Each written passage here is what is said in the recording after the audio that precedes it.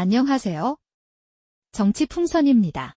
오늘 윤석열 대통령의 탄핵 심판 7차 변론이 이었는데요.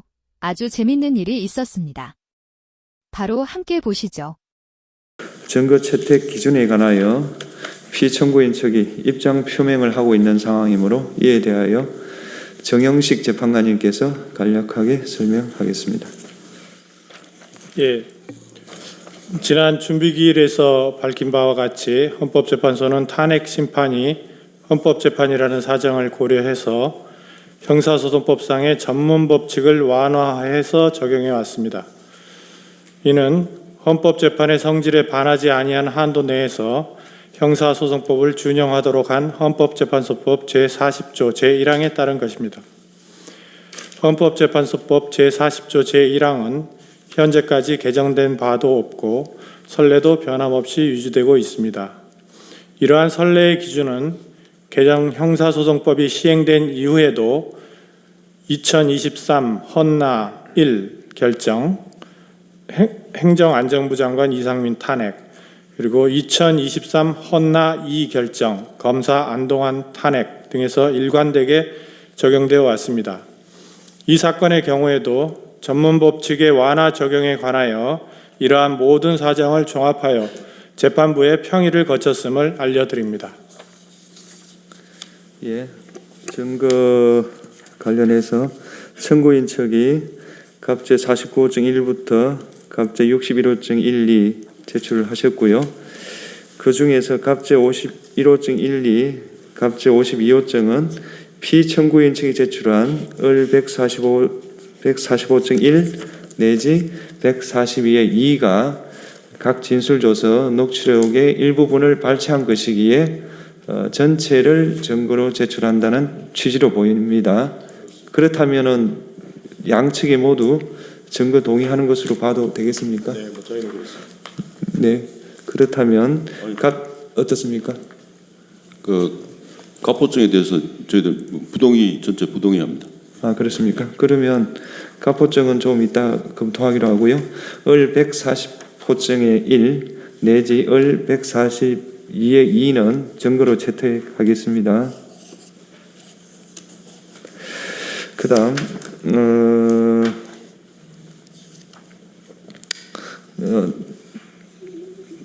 부동의하기 때문에 갑 49호증의 1 내지 나머지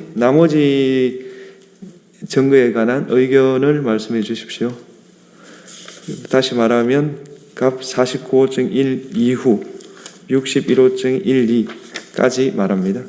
네, 전부 부동의합니다. 네.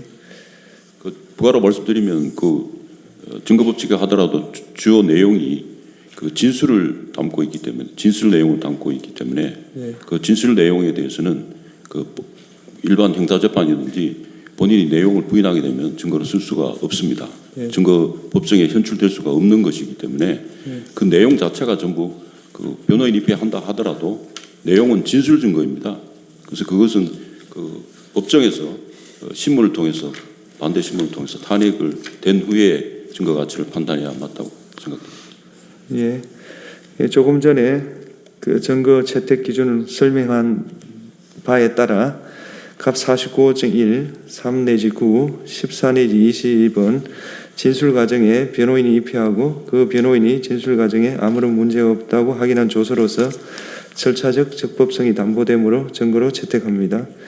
갑 54호증 1부터 갑 57호증까지 갑 65호증 1, 2, 61호증 1, 2는 기재 일시에 해당 언론 매체에서 그러한 보도가 있었다 사실을 증명하는 한도에서 증거로 채택하겠습니다. 갑 58호증 1, 59는 공문서로서 증거로 채택합니다.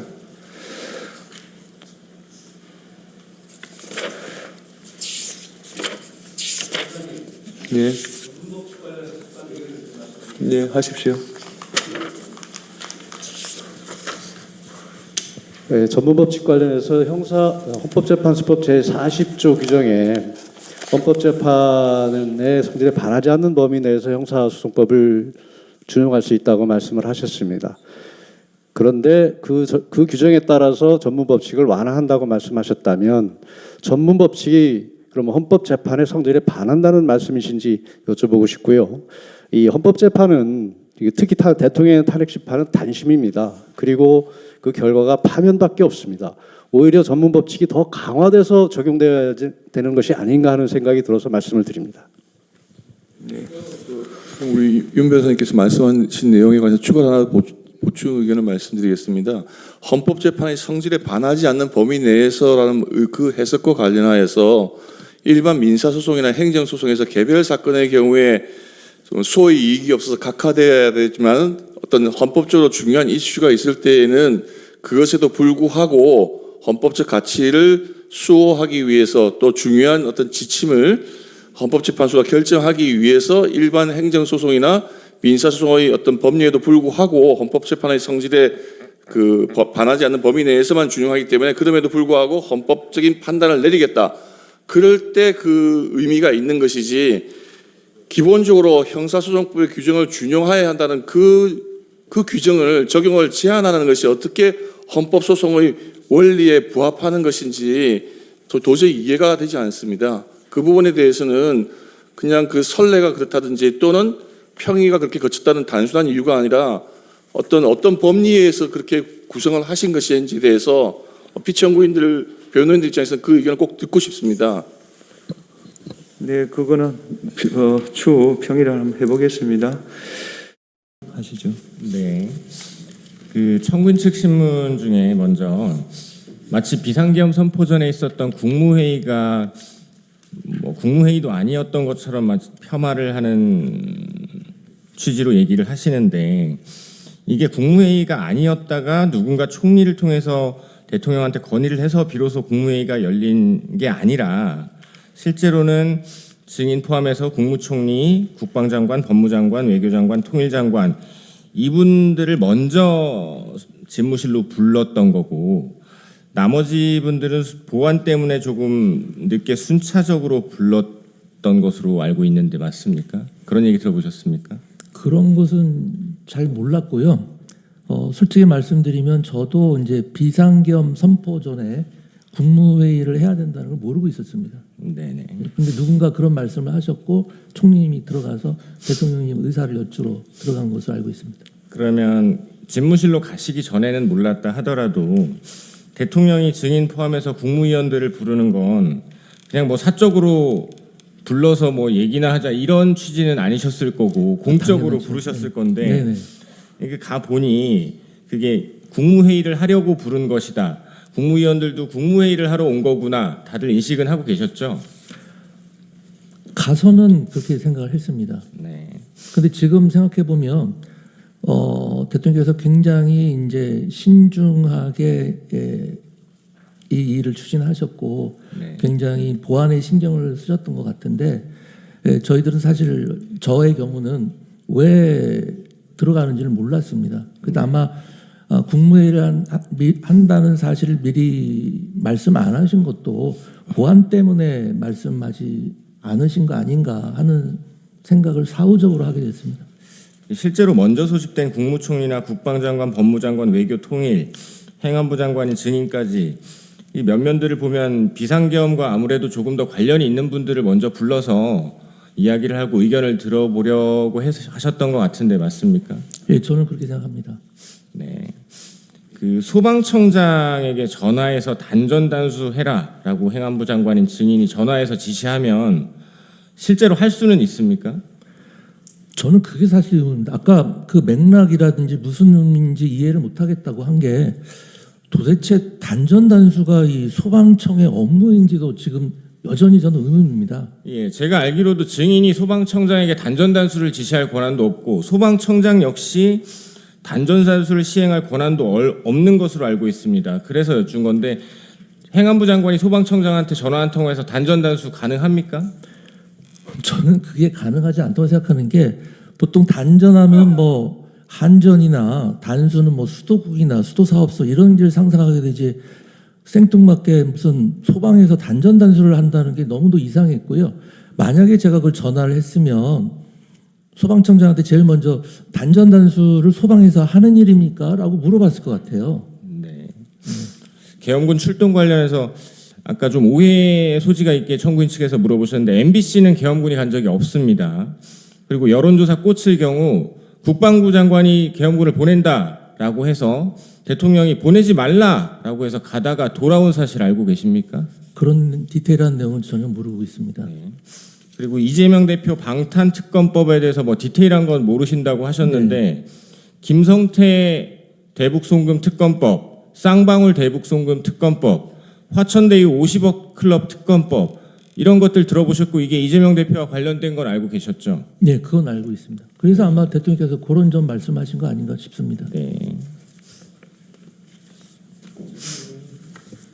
재판장님, 한 남은 시간 한 1분 50초만 한번 물어도 되겠습니까? 그거는 대리인한테 좀 전달해서 대리인이 좀 물었으면 좋겠습니다. 예, 저 전달해 주시죠. 네. 부서의 개념이 무엇인지 다시 여쭤봐도 되겠습니다. 네네. 부서. 네. 부서라는 것의 개념이 뭡니까? 제가 알기로는 부서의 제도적 취지는 어떤 국법상의 행위를 함에 있어서 그러한 의사결정이 있었다는 것을 확시하기 위해서 소관부처 장관과 총리가 그런 행위가 있었다는 것을 확인하는 의미라고 생각을 합니다. 그래서 옛날에는 뭐 서명으로 했겠지만 지금은 다 전자적인 서명 방식으로 하고 있습니다. 그리고 아까 말씀드린 바와 같이 부서의 시기, 그러니까 어떤 국법상의 행위 전에 해야 되는지 행위 후에 해도 되는지에 대해서는 명백한 규정이 제가 아는 한은 없는 것으로 알고 있습니다. 네.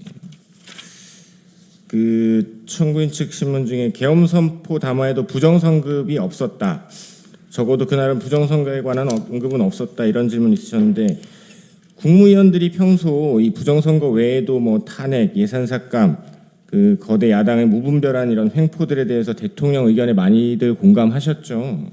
당연하죠. 예. 그리고 특히 증인은 행안부 장관이신데 대통령으로부터 그 공정선거의 중요성에 대해서 자주 들어보셨죠. 그렇습니다. 이번 총선 전에도 네. 선관위와 협력해서 선거 관리 철저히 잘 하라고 몇 번 당부하신 적도 있습니다. 행안부에서 국무회의록 관련해서 서류를 받아가서 왜 안 만드는지 여쭤봐도 되겠습니까? 아까 말씀드린 대로 이 계엄 선포 해제 이후에 뭐 내란이니 어쩌니 하면서 계속 이른바 내란몰이를 했습니다. 그 과정에서 제가 수사받을 때도 수사관이 그런 걸 물었습니다. 국무회의를 개최했다고 하는 것이 이 내란에 동조하는 거 아니냐, 내란 방조하는 것이 아니냐, 회의록을 작성하는 것이 내란에 동조하는 거 아니냐, 내란을 방조하는 것이 아니냐, 이런 식으로 압박을 가했습니다. 그런 상황에서 행안부 의전관이 아마 회의록을 제대로 작성한다는 것은 제가 생각하기에는 기대 가능성이 없다고 생각합니다. 네, 이상입니다. 네, 청구인 3분 하십시오. 들코락스 굿모닝 자연스럽고 건강한 장리듬으로 쾌변을 22시 1분에 용산에 도착했고 그 대통령실에 22시. 예, 22시 1분에 이제 용산에 도착을 했고 국무회의도 참석을 안 했고요. 국무회의는 뭐 열리는지도 몰라서 그냥 저는 다른 네. 방에 있었습니다. 예. 그다음에 국회에서 그 계엄 해제 의결이 01시 03분, 1시 3분에 됐거든요. 이제 그런데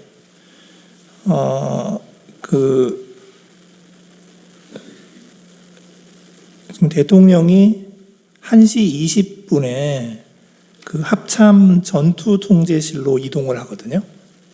이제 그런데 그 인성환 2차장이 증인에게 전화를 했죠. 그게 전화를 한 게 1시 31분. 전화 내용이 뭐였나요?